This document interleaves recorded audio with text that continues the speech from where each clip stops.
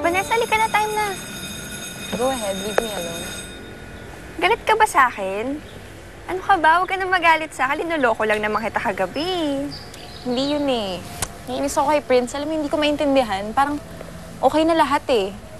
Diba, nag-kiss pa kami, tapos okay na after nun. Pero ngayon, ang aloof niya na naman sa akin. Ba't ganun? Malay ko. O baka naman may ibang babae na nakakuha ng atensyon niya.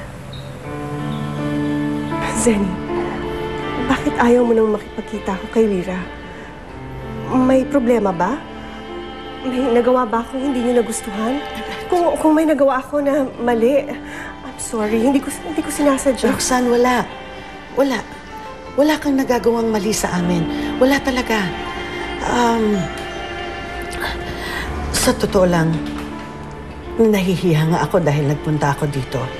Pero, kasi lang, alam ko naman kung bakit palagi kang nakikipagkita at dumadalaw sa anak ko. Dahil kay Angeline. At naiintindihan ko yon, Roxanne. Naiintindihan ko yung pakiramdam na yon. Dumadalaw ka sa anak ko dahil kay Angeline. Dahil nasa anak ko ang puso niya.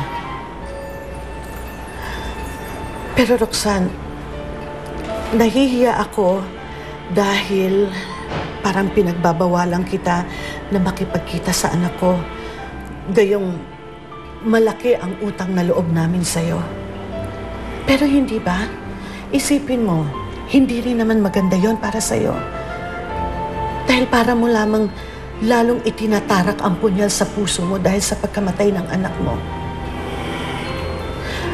Roxanne, wala na si Angeline. At hindi siya si Lyra. Huwag mong buhayin si Angeline sa anak ko. At hindi sa ipinagdadamot ko si Lyra. Kaya lang, Roxanne, naaasiwa ako sa sitwasyon natin. Yun. Nasabi ko rin, naaasiwa talaga ako sa sitwasyon natin. Kaya sana, hanggat hindi mo pa natatanggap ang pagkamatay ni Angeline, huwag ka na muna makikipagkita sa anak ko. Hayaan mo na lang muna kami. Please lang, Roxanne. Hindi nakakabuti ito para sa ating lahat. Pakiusap lang. I'm sorry, ha? I'm sorry, pero ito lang talaga yung nararamdaman ko. Salamat. Sige, alis na ako.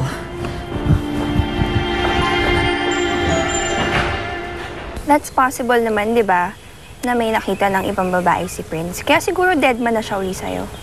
Posible yun, Jillian. Kakamatay lang ng kapatid ko, hindi siya kayang palitan ni Prince, okay? Ayan, ikaw na rin nagsabi niya na. Kaya siguro hindi kanya niya pinapansin uli. Kasi hindi pa talaga siya handa na palitan yung kapatid mo. Kaya chill ka lang, okay? Kasi makukuha mo din naman si Prince eh. Kaya huwag ka nang umarte dyan, tara na, no? Halika na nga. Na tayo eh.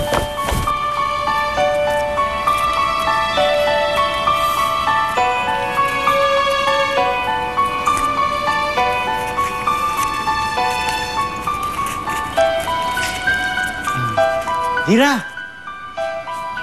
Prince! Naku, mabuti naman at napadaan ka ulit. Dinadala mo ba yung kaibigan mo? Kaibigan? Di ba sabi mo na may kaibigan ka dyan na nakatira lang dyan? Oo. Dinaanan ko lang kanina. Kaya naisipan ko na dumaan na rin dito.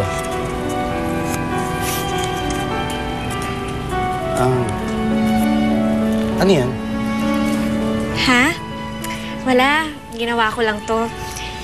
Napaglaruan ko lang yung papel.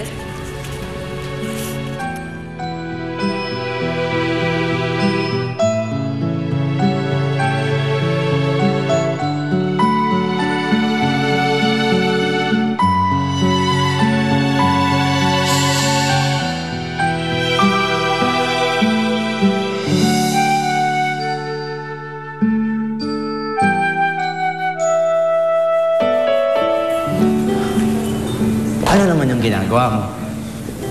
Paper flower. Tinuro kanina sa amin ng teacher namin. Cute, no? Aliw eh. Alam mo, basta ikaw yung may gawa, cute talaga.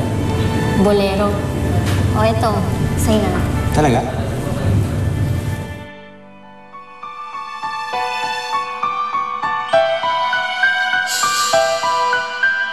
Hindi ko nga alam kung paano ko nagawa yan eh.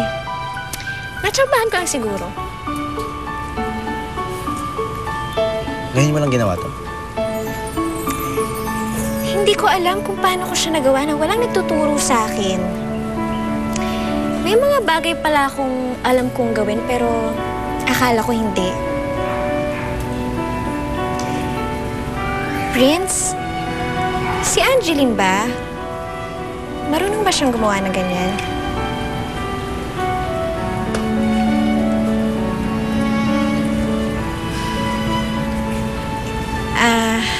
Mukhang hindi.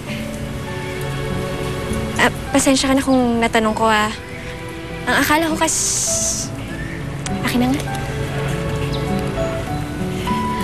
Ano, gusto mo bang pumasok? Gusto mo tumuloy? Hindi. Dumaan lang talaga ako. Una na ako.